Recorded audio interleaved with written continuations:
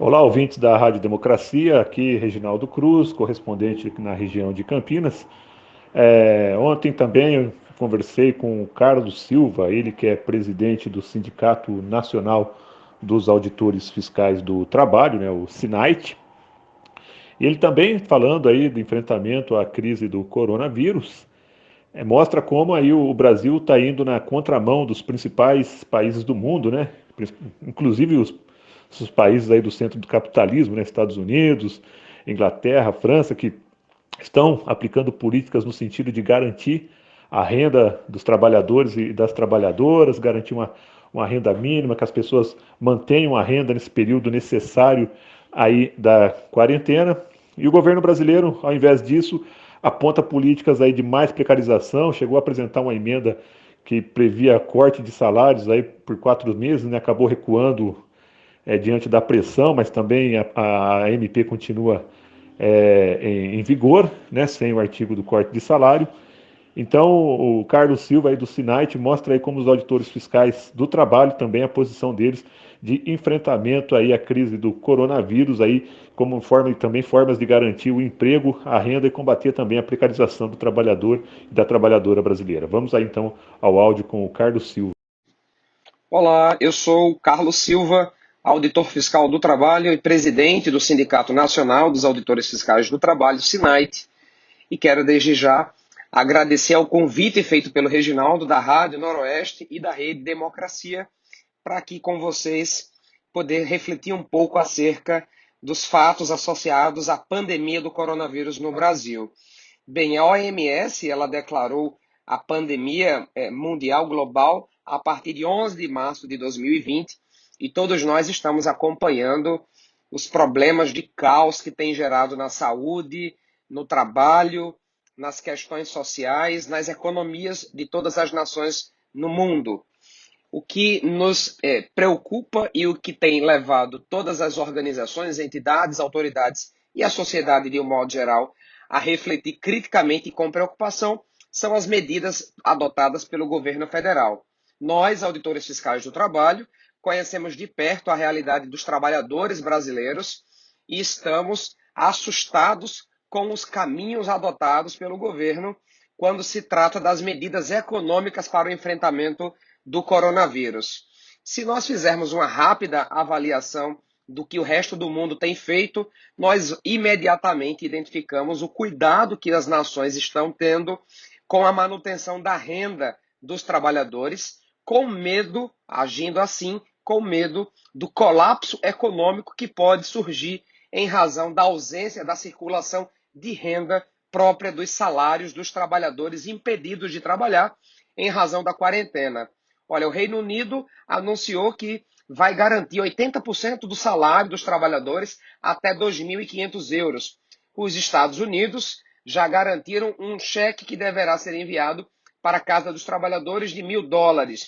A França assegurou o pagamento de luz, água e aluguel dos trabalhadores impedidos de trabalhar. Portugal garantiu 84% do salário dos trabalhadores. E no Brasil, nós assistimos à publicação da medida provisória 927, que traz a pérola, que trouxe a pérola da suspensão dos contratos de trabalho, podendo cortar 50% do salário dos trabalhadores da iniciativa privada.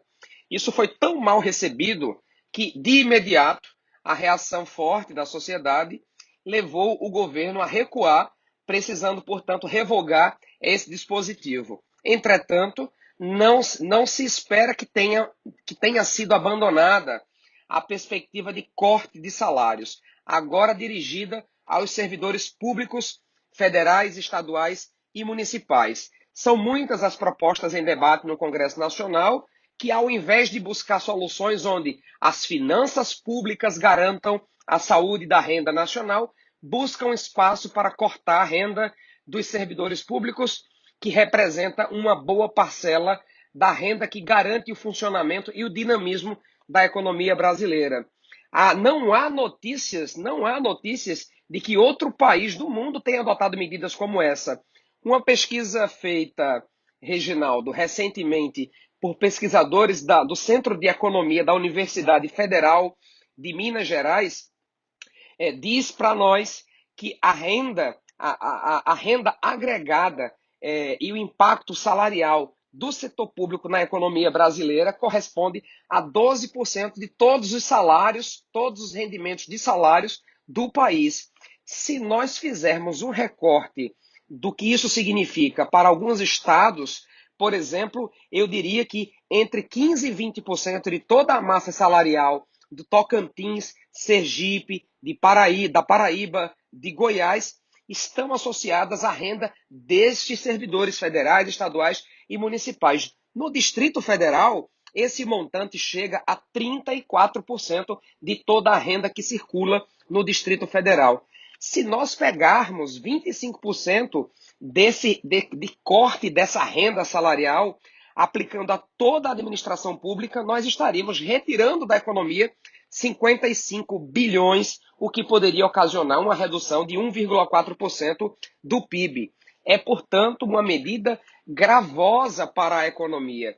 E o que mais nos assusta é que não se vê discutir propostas que, de fato, retirem de quem tem mais a contribuir, né? Essa é uma lógica do direito tributário associada à capacidade contributiva que está sendo relegada aí a plano algum, a plano nenhum.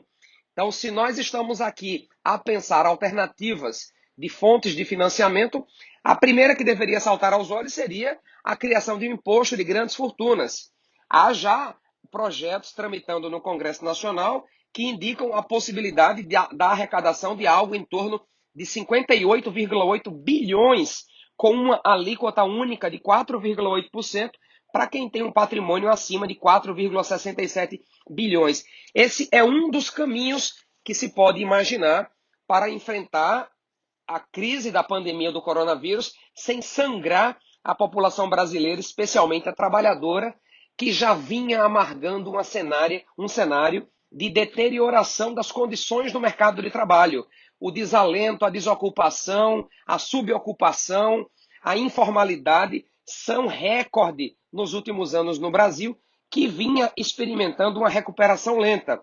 Outras medidas também sugeridas pelo Diese não são pauta do governo federal, como, por exemplo, a adoção para todas as formas de cobranças de dívidas com suspensões temporárias, pelo menos com 3 prestações sendo suspensas, a criação de linhas de crédito com taxas de juros reduzidas e carências de 6 meses para pagamento desses empréstimos, exigindo a garantia dos empregos, a portabilidade de créditos entre bancos diferentes, a disponibilização de cartões de débitos virtuais sem tarifa adicional, a disponibilização de apoio financeiro às micro e pequenas empresas para que elas, assim, portanto, consigam manter o seu funcionamento e manter, assim, também a dinamização da economia, que conta também com o seu funcionamento para progredir.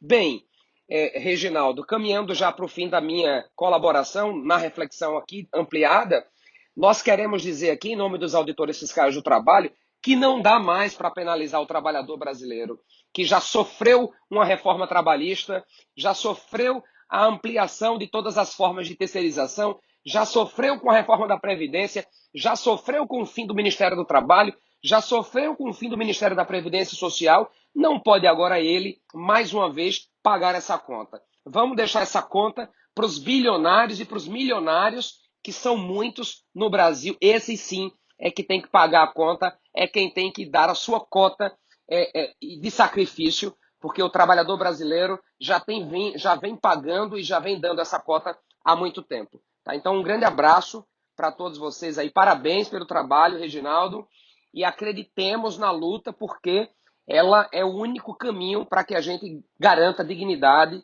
aos trabalhadores, dignidade aos cidadãos brasileiros. E quero concluir aqui fazendo uma saudação de agradecimento a todos os profissionais de saúde que estão aí dando suas vidas com todo empenho e zelo para salvar a vida de milhões de brasileiros. Muito obrigado a todos vocês. Parabéns mais uma vez, Reginaldo, e a Rádio Noroeste. Um abraço.